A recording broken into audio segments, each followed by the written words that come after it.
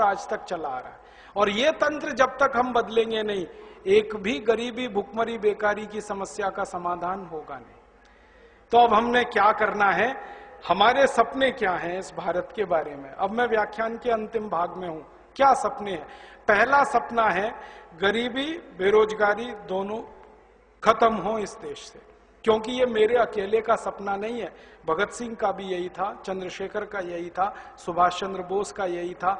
इन सारे क्रांतिकारियों ने जब लड़ाई लड़ी है ना, तो अपने अपने समय में बहुत सारे लेख लिखे हैं, भाषण दिए। उन भाषणों को मैं इकट्ठा कर रहा हूं आजकल, लेखों को इकट्ठा कर रहा हूं। कोई भी क्रांतिवीर ऐसा नहीं है जो ये ना कहे कि अंग्रेजों को भगाना आखिरी उद्देश्य है। वो कहते हैं अंग्रेजों को भगाना तो पहला उद्देश्य है, आखिरी उद्देश्य है भारत की गरीबी मिटानी है, भुखमरी मिटानी है, बेरोजगारी मिटानी है, भारत में समृद्धि लानी है। सब क्रांतिकारी यही कहते हैं। उनका भी यही सपना है, हमारा भी यही सपना है कि भारत की गरीबी, भुखमरी, बेकारी दूर हो। अब इसको दूर करने के लिए पैसे चाहिए। वो कहां से आएंगे? तो एक तो रास्ता है कि और ज्यादा टैक्स लगाओ, पैसे लाओ। ज्यादा टैक्स लगा के गरीबी ही आती है, समृद्धि नहीं आती। दुनिया में सबसे महान अर्थशास्त्री चाणक्य ने कहा कि जिस राज्य की प्रजा ज्यादा से ज्यादा टैक्स भरती है, उस राज्य के लोग भिखारी हो जाते हैं। इसलिए टैक्स तो कम से कम ही होना चाहिए। तो ज्यादा टैक्स लगा के पैसे लाना, ये तो मूर्खता का काम है। तो फिर पैसे कहां से लाएं विकास करने के लिए? तो हमने लक्ष्य तय किया है कि नेताओं ने जो लूट कर काला धन विदेशों में जमा किया है, इसको वापस लाकर इससे विकास करना है देश का। और ये लूट का धन 258 लाख करोड़ है, कोई मामूली रकम नहीं है। इसको वापस लाके विकास करना है। आप बोलेंगे ये कैसे आएगा? इसको वापस लाने के 4 रास्ते हैं। पहला रास्ता है कि जिन विदेशी बैंकों में यह धन जमा है, उन बैंकों में यह धन निजी संपत्ति के रूप में जमा है। व्यक्तिगत संपत्ति, किसी नेता की, किसी अधिकारी की व्यक्तिगत संपत्ति, निजी संपत्ति। अगर हम इस धन को राष्ट्र की संपत्ति घोषित करा सकें, तो ये धन किसी भी बैंक में जमा नहीं हो सकता, ये वापस आएगा भारत में। क्योंकि अंतर्राष्ट्रीय बैंकिंग व्यवस्था का एक नियम है, किसी भी देश की राष्ट्रीय संपत्ति उसी देश में जमा होती है, वो जिस देश की होती है, दूसरे देश में जमा नहीं हो सकती। तो अब तक जो जमा है वो निजी संपत्ति है, हम इसको राष्ट्र की संपत्ति बना दें तो ये वापस आएगा। आप बोलेंगे ये कौन करेगा? इस काम को करने के लिए 2 संस्थाएं हमारे पास हैं। एक का नाम है सुप्रीम कोर्ट और एक का नाम है संसद। सुप्रीम कोर्ट की ताकत है कि वो किसी भी संपत्ति को राष्ट्रीय संपत्ति घोषित कर सकता है। और सुप्रीम कोर्ट ने एक बार ऐसा किया था। यूरिया घोटाला हुआ जब नरसिम्हा राव के जमाने में, तो 133 करोड़ रुपए चला गया था देश के बाहर। सुप्रीम कोर्ट ने उसको राष्ट्रीय संपत्ति घोषित करके वापस मंगा लिया और स्विस बैंक से वो 133 करोड़ रुपए वापस आ गया। और पता है, वो नरसिम्हा राव के बेटे के खाते में जमा था। हाँ, और सुप्रीम कोर्ट ने नरसिम्हा राव के बेटे को जेल भेज दिया। प्रधानमंत्री के बेटे को जेल भेजा था, वो मैं भूला नहीं कभी भी। सुप्रीम कोर्ट में इतनी ताकत है। तो हमने सुप्रीम कोर्ट में एक मुकदमा लगाया है अभी 6 महीने पहले, ये जो भारत स्वाभिमान नाम की संस्था है ना, इसकी तरफ से। और मुकदमा हमारा एक ही है कि अगर यूरिया घोटाले का पैसा सुप्रीम कोर्ट ने राष्ट्र की संपत्ति घोषित किया था, तो चारा घोटाले का भी राष्ट्र की संपत्ति है, बोफोर्स घोटाले का भी राष्ट्र की संपत्ति है, सभी घोटालों का पैसा राष्ट्र की संपत्ति है। और इस तर्क से अगर सुप्रीम कोर्ट सहमत हो जाए तो 258 लाख करोड़ को राष्ट्र की संपत्ति वो घोषित कर सकता है। और ये घोषणा होते ही हम इंटरनेशनल कोर्ट ऑफ जस्टिस में जा सकते हैं फैसले को लेकर, और आईसीजे ऑर्डर करे तो दुनिया के 70 देशों की बैंकों को पैसा वो वापस करना पड़ेगा भारत को। इस उम्मीद में मुकदमा लगाया है हमने। 6 महीने हो गए। 6 महीने तक ये मुकदमा स्वीकार नहीं हुआ, बहस होती रही कोर्ट में, और अब स्वीकार हो गया है। कोर्ट ने तैयार मान लिया कि अब ये मुकदमा सुना जाएगा। 6 महीने लगे और कोर्ट ने अपने को कन्विंस करने के लिए सब तरफ से जानकारी मंगाई। हमने कहा, उतने पे विश्वास नहीं किया कोर्ट ने। एक अंतर्राष्ट्रीय संस्था को कॉल किया कोर्ट ने, उसका नाम है ट्रांसपेरेंसी इंटरनेशनल। उन्होंने आके सारे दस्तावेज कोर्ट में पेश किए कि भारत का कितना ब्लैक मनी। फिर और एक संस्था को कॉल किया कोर्ट ने, उनका नाम है टैक्स जस्टिस नेटवर्क। उनको बुलाया, उन्होंने दस्तावेज दिए। फिर भारत के तमाम बड़े अधिकारियों को बुलाया कोर्ट ने, एनफोर्समेंट डायरेक्टरेट के, पूछा कि आपको मालूम है विदेशी बैंकों में खाते हैं? उन्होंने कहा हाँ खाते हैं। फिर सीबीआई वालों को बुलाया। जब सब तरफ से कोर्ट कन्विंस हुआ तो कोर्ट ने मुकदमा स्वीकार कर लिया। अब कोर्ट ने नोटिस दिया है सरकार को और सरकार को पूछा है कि ये 258 लाख करोड़ किस किस का है, जल्दी से कोर्ट को बताया जाए। अब सरकार की हालत थोड़ी खराब है, क्योंकि जिनका पैसा है वो ही सरकार चला रहे। तो सरकार ने कोर्ट में टालम टोल करना शुरू किया है। ये टालम टोल वो थोड़े दिन करने वाले हैं, ये हमें मालूम है, क्योंकि वो बताएंगे नहीं कभी भी।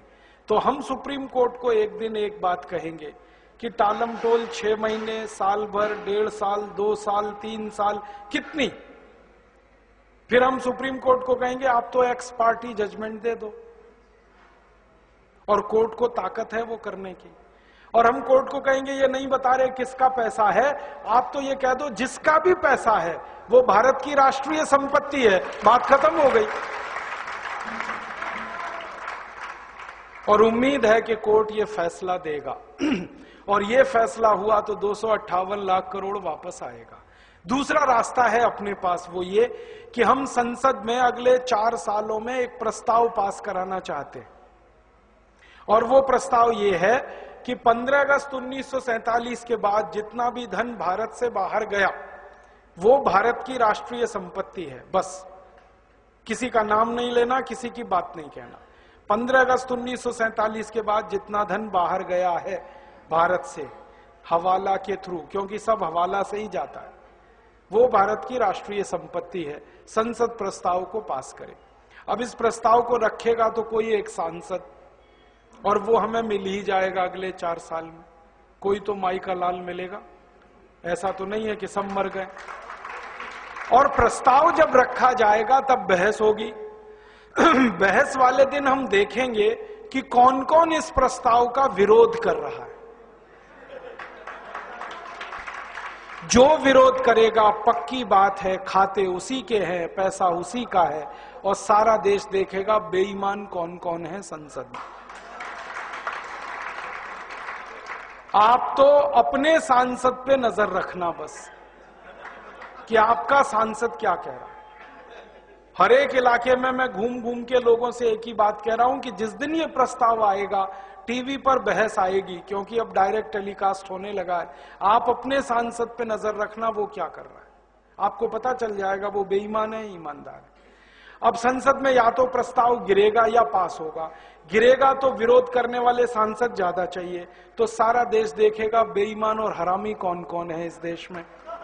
और या सांसद डर के मारे विरोध नहीं करेंगे तो झटके में प्रस्ताव पास हो जाएगा, और प्रस्ताव पास हुआ तो कानून बनेगा।